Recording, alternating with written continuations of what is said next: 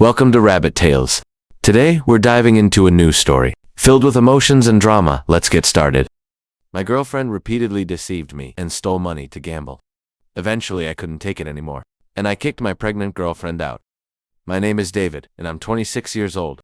Jenna and I first met through mutual friends, and from our initial interactions, it was clear we had a unique connection.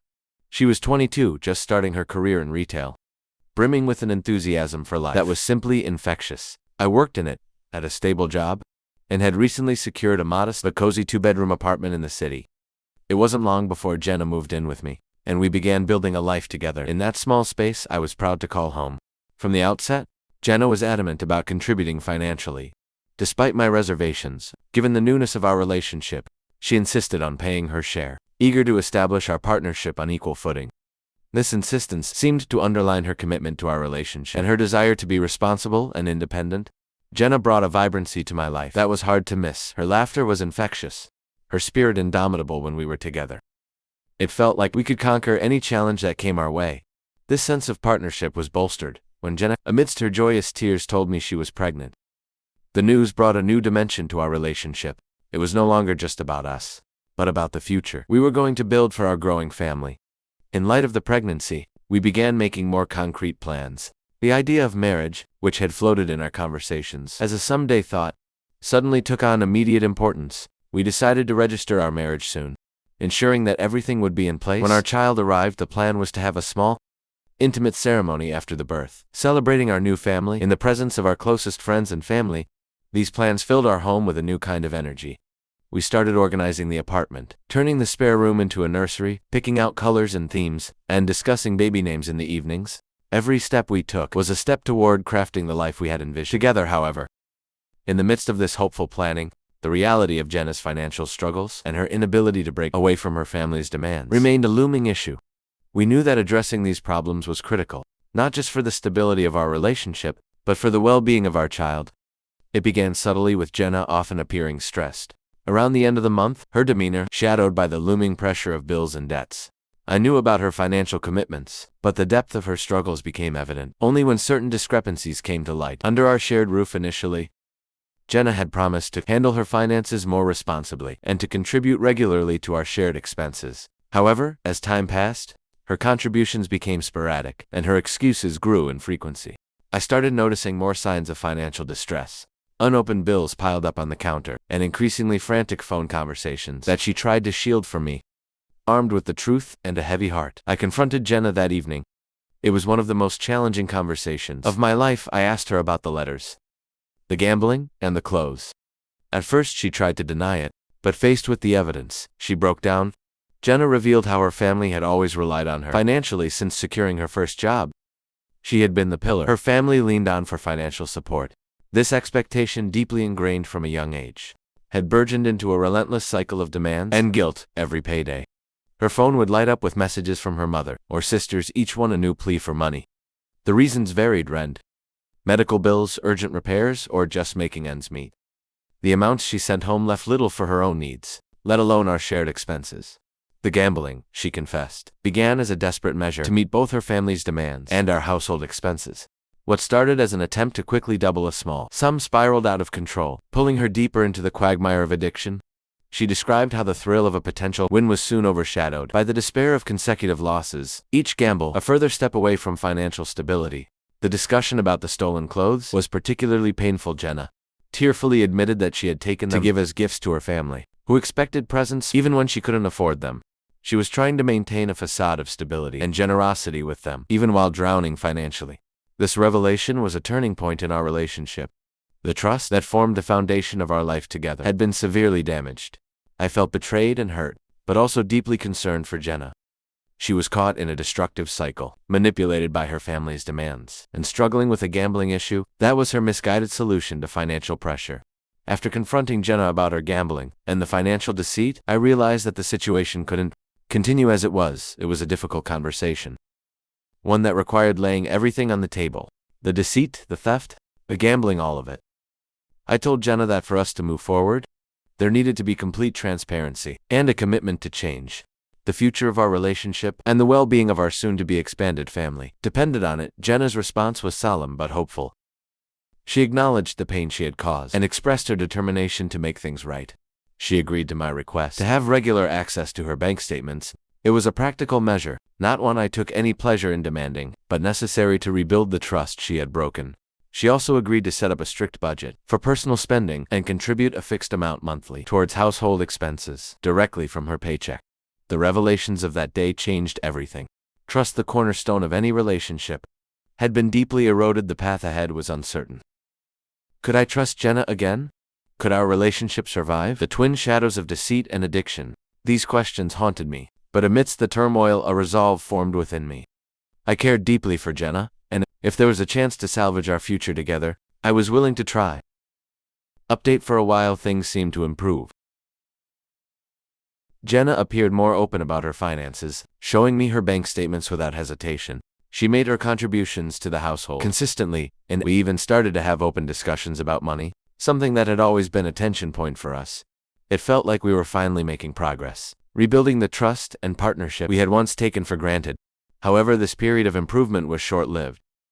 The facade of recovery crumbled. One evening, about 3 months after our initial confrontation, Jenna had been more withdrawn than usual, a sign I had come to recognize as indicative of underlying stress. While she was in the kitchen, her phone lit up with a notification that caught my eye. Loan accepted by ex-lender. Click here to accept. My heart sank when Jenna returned. I confronted her immediately. The trust I had been cautiously rebuilding shattered with the sight of that message. She broke down, confessing that despite her earlier promises, she had taken out another payday loan. She explained that her expenses had overrun her budget this month more than she had admitted, and she felt this was her only way out. Her justification did little to assuage the sense of betrayal. I reminded her of our agreement. No more loans, no more secrets. Yet here we were again, facing the same issue of hidden debts and financial irresponsibility. It was a painful realization that despite her promises, Jenna hadn't fully committed to changing her behavior or addressing the underlying issues that led to her financial recklessness. I asked to see her bank statements, something she had agreed to share openly. This time, however, she refused, claiming that I was being controlling, and that she needed to handle her finances independently to truly learn from her mistakes. This refusal was a red flag, indicating that not only was Jenna backsliding, but she was also not ready to fully confront her issues. As we had planned, the confrontation that night did not resolve anything. Jenna's reluctance to show her bank statements and her decision to take out another loan without discussing it with me showed that our earlier resolutions were superficial.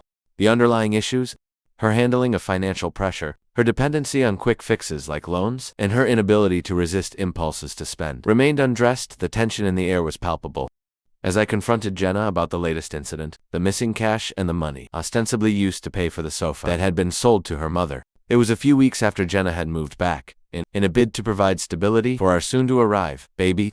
However, the peace was short-lived. I had discovered that a substantial amount of cash, money that was a gift and meant for our future needs, particularly with the baby on the way, was missing. Compounding this issue was the fact that Jenna's mother had only partially paid for the sofa, despite agreeing to pay the full amount, and now claimed dissatisfaction with its condition as a pretext to delay further payments. When I brought up these issues, Jenna's initial reaction was defensive. She vehemently denied any wrongdoing, claiming ignorance about the missing cash. But the evidence was too concrete, the circumstances too coincidental. The trust I had tried to rebuild was crumbling rapidly. Under the weight of continual deceit, her defensiveness quickly turned to accusations. Jenna claimed that my focus on finances and tracking every penny was controlling, that it overshadowed her emotional and physical needs, especially during her pregnancy.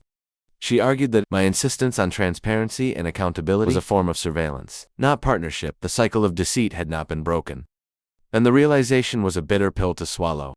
The trust that is so crucial in any relationship was once again in jeopardy, and with a baby on the way, the stakes were higher than ever. This was not just about us anymore. It was about the future and stability of our family. The pain of her betrayal was compounded by the fear of how her actions could affect our child. The conversation escalated, emotions running high. I was torn between the hurt from her betrayals and the empathy I felt for her as the mother of my child. It was a moral and emotional quagmire, pulling at the very fibers of my being. How could I balance these feelings with the clear pattern of dishonesty and manipulation that had emerged? Update: to the problems reached a peak last week, when I decided it was time for a serious conversation with Jenna. Our relationship, already strained by her past actions, was at a crossroads, and with a baby on the way, I felt it necessary to establish clear ground rules. I sat her down and explained earnestly that our dynamic needed to change drastically. We're a family, I told her, emphasizing that the birth of our child meant we needed a solid foundation, free from secrets and financial instability. I made it clear that openness about finances was non-negotiable, insisting she needed to contribute more consistently to household expenses and cease accumulating debt she couldn't afford, a habit that had caused much stress and discord in our relationship. Jenna seemed receptive and agreed to my terms. She promised to be more transparent with her finances, including showing me her bank statements regularly, and committed to cutting down on her spending. For a moment, it felt like we were making progress. Perhaps we were finally turning a corner toward a healthier partnership.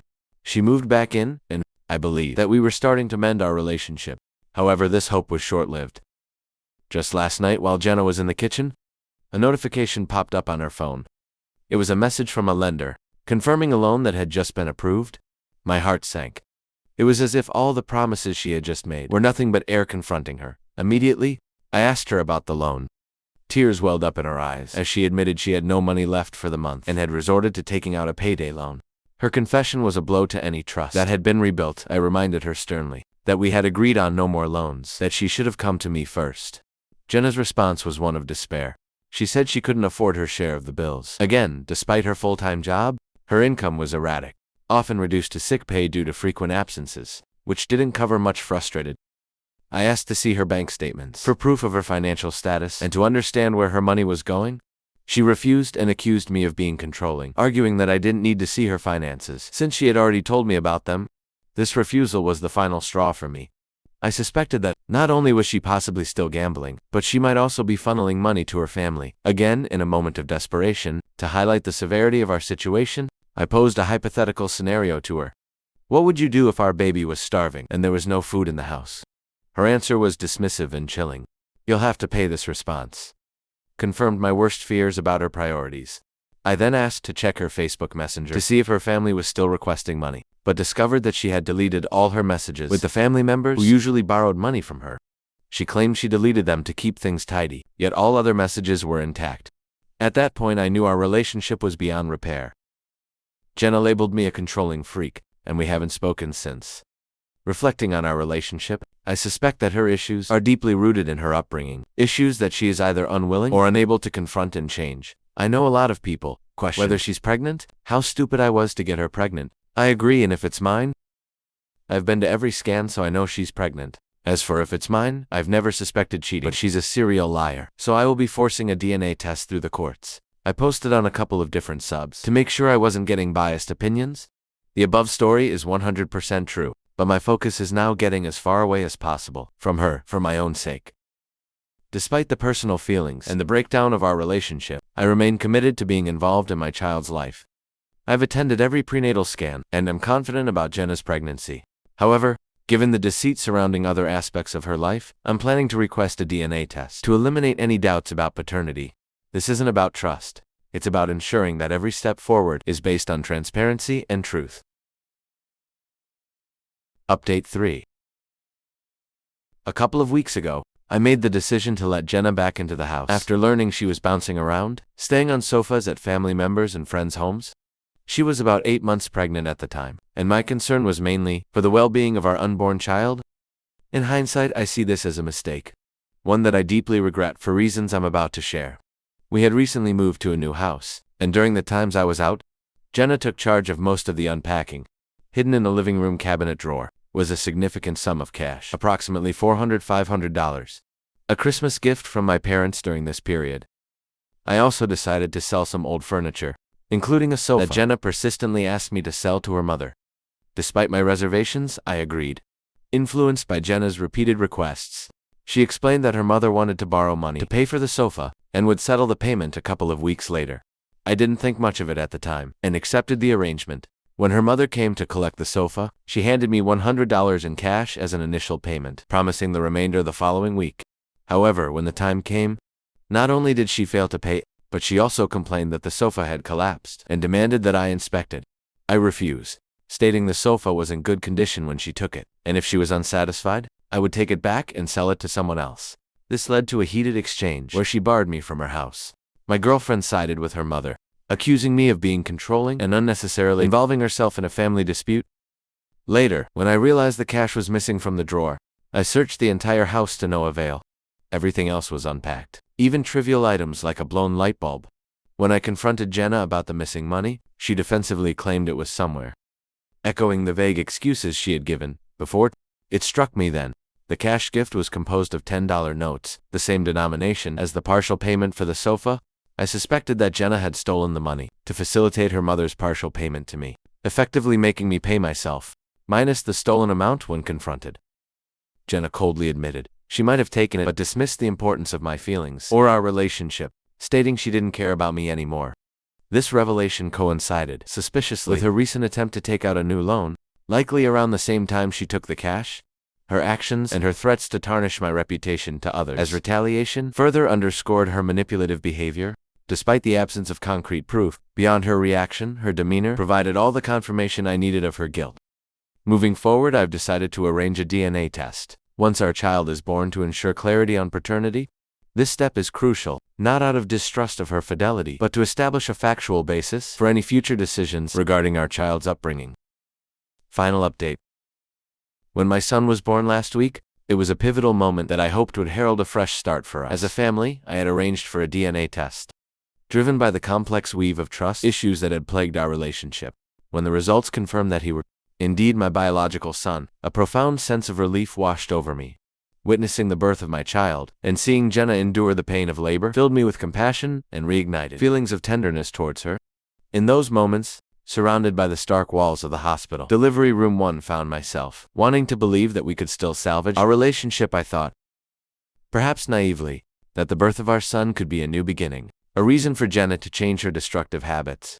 Moved by these emotions, I decided to give Jenna another chance, telling myself that love could still overcome the hurdles we faced. After all, aside from the financial deceptions, our love for each other had been genuine and deep.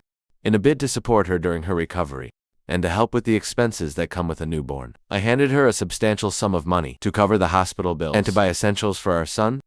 My family, too, rallied around us, offering their support both emotionally and financially. They visited the hospital, bearing gifts and donations to ensure Jenna and our newborn had everything they needed. However, within a week of our son's birth, it became painfully clear that Jenna's old habits were deeply ingrained. Despite the new life we had just welcomed into the world, Jenna slipped back into her old ways. I discovered that the money meant for hospital bills and our son's needs had vanished. After some digging, I learned the bitter truth. Jenna had spent it all at the casinos, just a week into motherhood, and she was already back to gambling. The realization hit me like a ton of bricks. It wasn't just about the money, it was about the trust, the safety of our child, and the responsibilities that come with being parents. Jenna's actions showed a reckless disregard for our son's well-being and a continuation of the selfish behavior that had marked so much of our time together. I felt betrayed on a level I hadn't known before, and anger and hatred began to replace the feelings of sympathy and hope I had felt at the hospital. The conclusion I've come to is a painful but clear one. Jenna is unlikely to change. Her actions have consistently shown a pattern of taking advantage of situations and people, including those closest to her. It was a decisive moment for me. I could no longer allow my son to grow up in an environment where his mother's destructive habits could affect his life so The love I had for Jenna, which had once seemed unshakable, crumbled under the weight of her continued deceit and irresponsibility. I made the difficult decision to separate myself and my son from Jenna. Filing for sole custody was the next logical step. I consulted with a lawyer to understand my options and to ensure that my son would be protected from potential harm. The legal battle that lay ahead would no doubt be challenging, but I was determined to provide a stable and secure environment for my son, one free of the chaos and instability that Jenna brought into our lives. In parallel with these actions, I started arranging for more structured support systems. I reached out to family and friends, explaining the situation and garnering their support for what was to come. Their responses were a mix of dismay and determination to help us get through this. I also began attending counseling to deal with the resentment and betrayal I felt, ensuring that these emotions wouldn't taint the relationship I wanted to build with my son. As I reflect on our relationship and its tumultuous end, I realize how deeply Jenna's actions have scarred me. Yet this ordeal has also clarified what truly matters. My focus now is entirely on my son, his happiness, his future, and his well-being. The journey ahead will be filled with challenges, but also with the joy of watching my son grow, unharmed by the shadows of a troubled relationship. The love I had for Jenna might never fully disappear, but the need to protect my son from her harmful behavior supersedes all else as I move forward. My resolve is strengthened by the knowledge that I am doing what is best for my child. The path I've chosen is not just for my own peace, but for the upbringing of a child, away from the instability and destructiveness of a gambler's life. My son deserves a chance at a better life, and I am committed to making that a reality. Reflecting on the relationship, I recognize the profound impact it had on my life. It was a stark lesson in the complexities of love and trust and the painful realities of betrayal. I had gone into the relationship with hope and love, which were met with deception and heartache. Yet these experiences shaped my understanding of what I value in relationships and what I must guard against.